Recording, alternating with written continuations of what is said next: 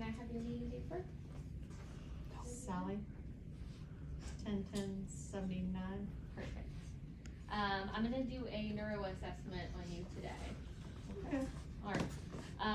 So you've already greeted your patient. Now you're looking at your patient for their general impression, or if you want to go whatever order I'm here, but this is just how I do it. So you could say she looks well kept, and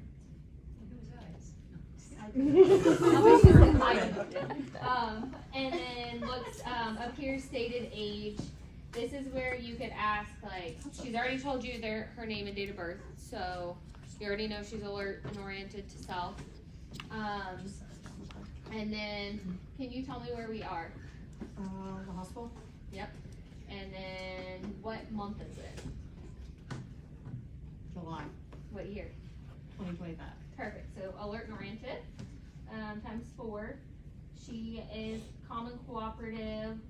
Skin is intact and appears usual color for ethnicity. Let me think about what else. She's physically developed with her distribution symmetrical. I don't really know how to word that, how you want me to word How that. to politely word that. No, I'm just saying I don't know how to word it. For what you want them to say. I think you're fine with it. Okay. So, I'm gonna ask you a couple of questions. Do you have any headaches? Have you had any headaches recently? No. No? Okay. Any dizziness? Mm-mm. Any numbness or tingling in your arms or legs? Mm-mm. Any history of, family history of high blood pressure? Yes. Who? On my dad. Dad? Okay. And what about stroke? Grandmothers on both sides.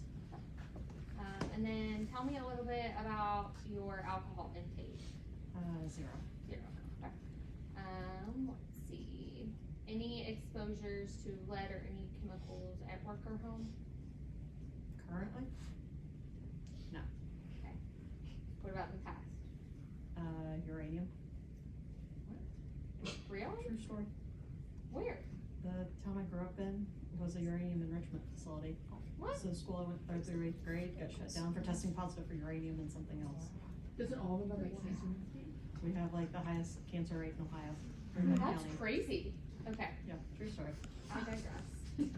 Noted. Noted. Noted. Okay. So then I'm going to take your vitals. Any pain? No. Okay. So then we're going to move into going over her cranial nerves. So we'll start with cranial nerve 1. So I'm going to have you make sure your nose is clear, give them a tissue, have them sniff, and then close your eyes. This is when you would use the alcohol swab. Can you smell anything? What does it smell like? Alcohol. Okay, cool. You can open your eyes. And then this is where you could take them to, we did the Snellen before, that chart over there. But like she was saying, if there's, like a whiteboard in the room, you can have them cover their eye, kind of, can you tell me what that says at the top of the whiteboard? Have them cover their other eye, point somewhere different, because they've already told you what it said with the other eye. Okay. So then moving into cranial nerve 3, 4, and 6. This is when you're gonna have them do eye movements. All the fun things. My reach was not that far. Did you like that? That's it. So this is when you're gonna have them like look at an object, look up, look down, look side. You're kind of doing like a star, 6 points. And then you will have your pen light, not a phone. You would have them remove their glasses. Tell them to like either look at you or look straight ahead. Sometimes when I have patients, like I'm like, look at me, they're like kind of start looking at their nose. I don't know if anybody else has had them do that. Like I have patients who, when I ask them to do that, it's like a very hard task. So sometimes they just look straight ahead or look at me. And then you kind of just shine in their eye. And you're looking to make sure their pupils their pupils are constricting. And even like when you're chest testing this pupil, that this one is actually reacting to, even though there's not direct light. I'm sorry, y'all remember the pupils because I just called them pupils. And then you'll go into cranial nerve 5, where you're asking them to clench their teeth. And then you're gonna tell them that this is where you're kind of feeling here, that you're touching their face when they're clenching, and then tell them like you're touching their cheeks to make sure that they can feel everything if it's symmetrical. Your hands are freakishly cold. I know, I'm sorry. That's why I was like, oh, I'm gonna touch her. And then this cranial nerve 7 is where you're gonna have them do like smiling, frowning, puff out your cheeks, purse your lips, raise your eyebrows, and then close your eyes super tight.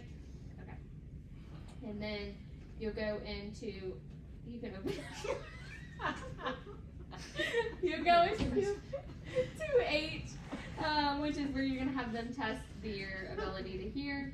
So then you whisper something in their ear. I can't even be serious. I'm sorry, y'all. What did you hear?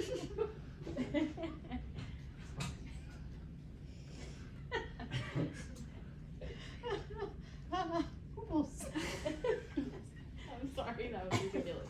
Okay. Nursing. Good job. Let's see.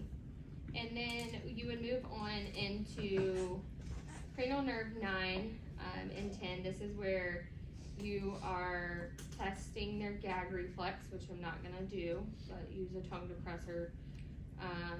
Look at the back of their, usually if you say ah, and you use a tongue depressor, look at the back of their throat, they're gonna probably gag. I'm just thinking about it. Yes, and then have them drink water to check that swallow reflex, that they can safely swallow, make sure they're not having any coughing, anything like that. So we give you your water, make sure you're sitting up.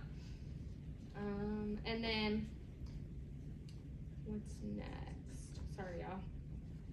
And then cranial nerve, you did 9, 10, 11. You'll have them shrug their shoulders, okay? And then, about 20 minutes. Shrug your shoulders.